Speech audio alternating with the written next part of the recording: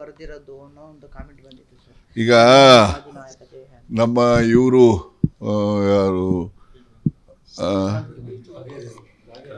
ಕಾಗೇರಿ ಅವರು ಹೇಳಿದ್ದು ನಾನು ಕೇಳಿದೆ. ಅವರು ಇದು ಬ್ರಿಟಿಷ್ ದೊರೆನ ಸಂತುಷ್ಟಪಡಿಸ್ಲಿಕ್ಕೆ ಬರೆದಿರೋದು ಅಂತ ಅಂದರೆ ನಾವು ರವೀಂದ್ರನಾಥ ಟ್ಯಾಗೋರ್ ಅವರಿಗೆ ಮಾಡ್ತಕ್ಕಂಥ ಅವಮಾನ. ರವೀಂದ್ರನಾಥ ಟ್ಯಾಗೋರ್ ನೋಬೆಲ್ ಪ್ರೈಸನ್ನು ತೆಗೆದುಕೊಂಡರು, ಅಂತಾರಾಷ್ಟ್ರೀಯ ಮನ್ನಣೆಯನ್ನು ಪಡೆದಂಥವ್ರು.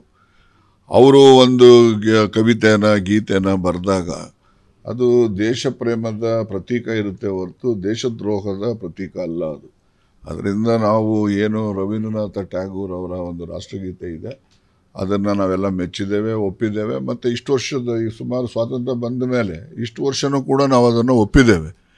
ಈಗ ಅಚಾನಕ್ಕಾಗಿ ಕಾಗೇರಿಯವರು ಆ ಥರ ಹೇಳಿದಂಥದ್ದನ್ನು ನಮ್ಮಲ್ಲಿ ಸಹಮತ ಇಲ್ಲ. ಮತ್ತು ಜೊತೆಯಲ್ಲಿ ಅವ್ರಿಗೇನು ಜ್ಞಾನೋದಯ ಆಯಿತೋ ಗೊತ್ತಿಲ್ಲ, ಮಾರನೇ ದಿವಸನೇ ಹೇಳಿದ್ರು ನಾನು ಹೇಳಿದ್ದೀನಿ ಬಟ್ ಇದನ್ನು ನಾನು ಮುಂದುವರ್ಸೋಕ್ಕೆ ಹೋಗೋಕ್ಕೆ ಇಷ್ಟಪಡೋದಿಲ್ಲ ಅಂತೇಳಿ ಅವರೇ ಹೇಳಿದ್ರು.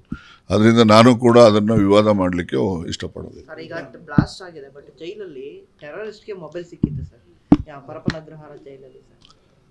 ನೋಡ್ರಿ, ಇದು ಈಗ ಹೋಮ್ ಮಿನಿಸ್ಟರ್ ಹೇಳಿದ್ದನ್ನು ಕೇಳಿದೆ, ಇದು ಭಾಳ ಹಿಂದೆ ಮಾಡಿರೋದು ಅಂತ.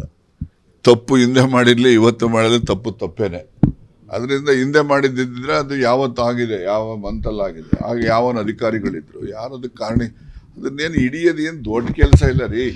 ಇದು ತೊಗೊಂಡೋಗೋದು ಹೆಂಗೆ, ಊಟ ಇದೆಲ್ಲ ತರ್ತಾರಲ್ಲ, ಊಟದ ಬಾಕ್ಸಲ್ಲಿ ಕೆಳಗಡೆ ಇವೆಲ್ಲ ಇಡ್ತಾರೆ, ಮೇಲೆ ಊಟ ಇಟ್ಕೊಂಡು ಹೋಗ್ತಾರೆ.